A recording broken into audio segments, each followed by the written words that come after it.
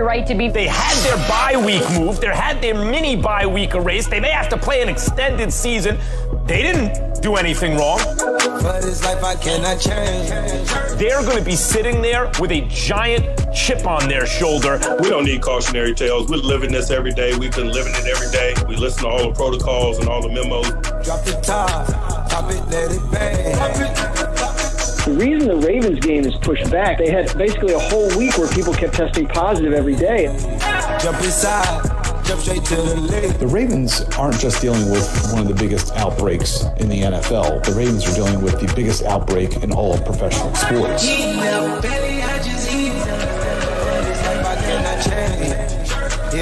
Good Wednesday morning, and are you ready for Wednesday afternoon football? We'll get into that in just a second. Wednesday afternoon football. It's 2020, so anytime anything comes off the lips, it can't be too unexpected at this point. Thankfully, 2020 coming to an end soon. Highest rating football of all times, Wednesday afternoon. Yes, we'll see who's there. They had to...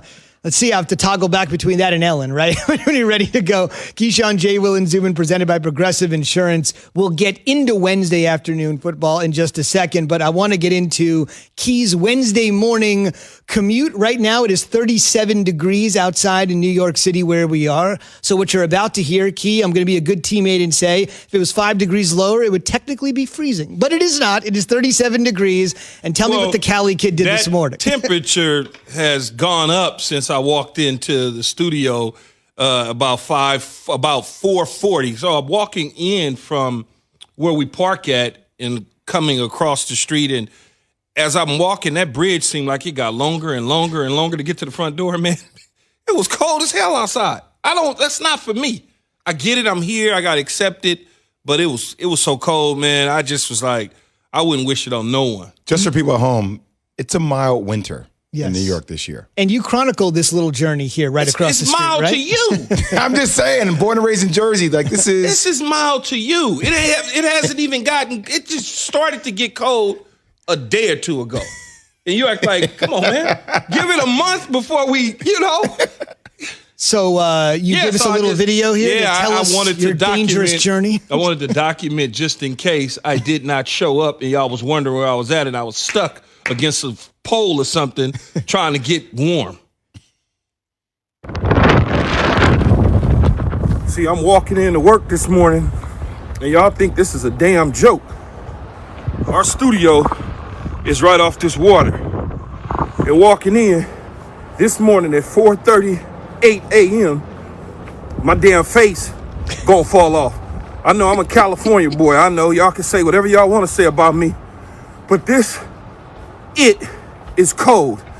I'm telling you, man, I would wish this on nobody. If I make it to the studio, y'all might see me on the show today. Otherwise, y'all might have to thaw me out. I just made it. So I'm good now, I guess. Oh man, I ain't gonna wish this on nobody, I swear. I can't be so damn cold. So damn cold. Oh, this ain't for the kid, bruh. I'm good.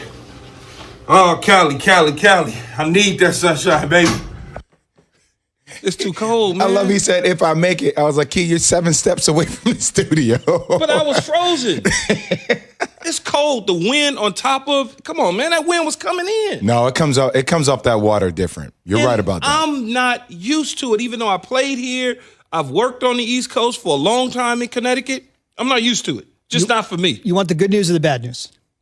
I always like to have the bad news first and end with the good news. Okay. The bad news is winter starts December 21st. So if you think it's cold right now, okay, winter starts December 21st. The good news is Jay said it's been a mild winter. That's the best I could come up with at this point. That's all right. It's all good. I'm going to figure it out. But you like it cold because we be here in the studio and I be wearing jackets and you be wearing a T-shirt. Jay, it's freezing in the studio. I'm not doing the show outside, though. This is not 36 degrees in the damn studio. It's not 36 degrees in here. You got to get the hot cup of Joe and walk with it to hold the hands. It keeps the rest of the body evened out. I had my hands in there, but it still was cold. My face, man, come on, man. I'm going to channel my inner Al Roker here and tell you it's 37 degrees, but with the wind chill, it feels like 28. There you go. Zubin, you could be a weatherman. I could see you doing that. Fake it till you make it, right? I mean, that's all weather is. Just stand there. But I'm gonna be all right though. I'm good. I'm gonna be all right. That was just a little cold to me. Indeed. With all due respect to the weatherman, only job in the world where you can be 60% right and they think you're the greatest thing of all time. Anybody else is 60% right in their job, they're getting fired from their job. There's about a 100% chance we think that we're going to get the Steelers and the Ravens today. From Thanksgiving to Sunday to maybe being played yesterday to being played today at 3:40 Eastern. You can see the game on NBC. Guys, the last time we had a Wednesday game in the NFL, you have to go all the way back to 2012. Believe it or not.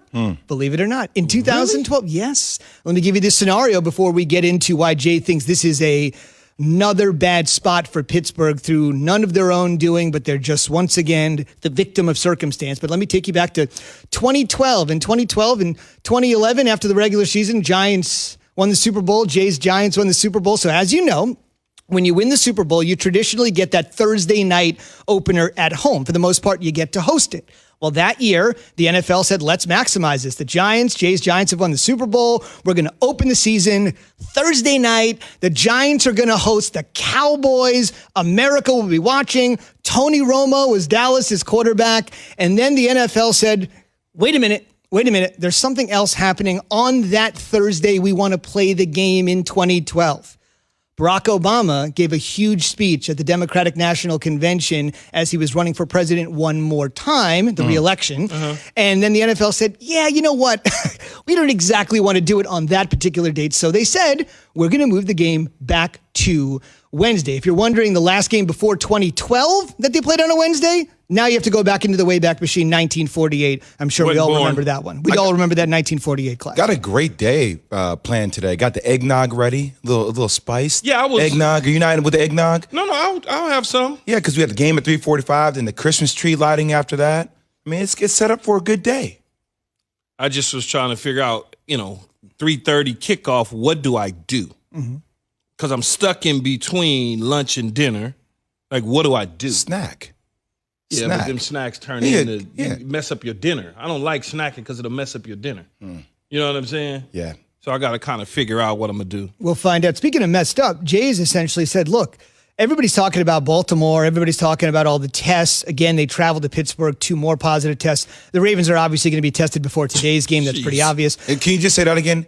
2 more positive tests found out yesterday. On the road to Pittsburgh. On the road. They're going to be tested again before kickoff today. I don't say that lightly, but I mean. I know there are checks at stake. Why are we trying to force this game?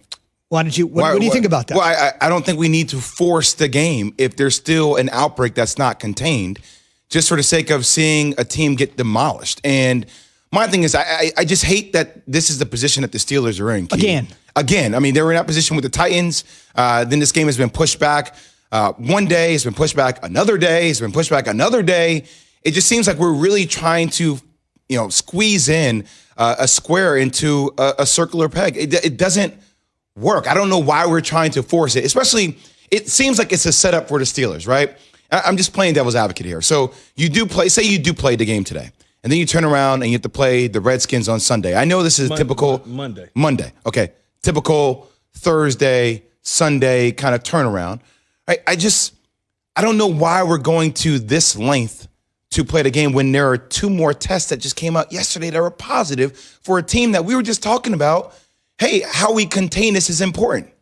Well, I think that the league, everybody keeps talking about money. They're going to get the money regardless. They're going to get the money because they're going to find a way to play the game, whether the game is played today or whether it's played in week 18. They're going to figure out. So the money aside, right, they're not going to forfeit the cash flow. They want to play the game so they don't have to have a week 18. They don't want to have to get into the week 18 situation. That's why they're trying to play the game. Now, I'm going to leave it to you as I call you the COVID expert. When 2 more players test positive and now you are on the road, you land, they test before the game again today, is there still a period of time that it could be dormant with the rest of the team, even though they've tested them severely over the last several days, Jay?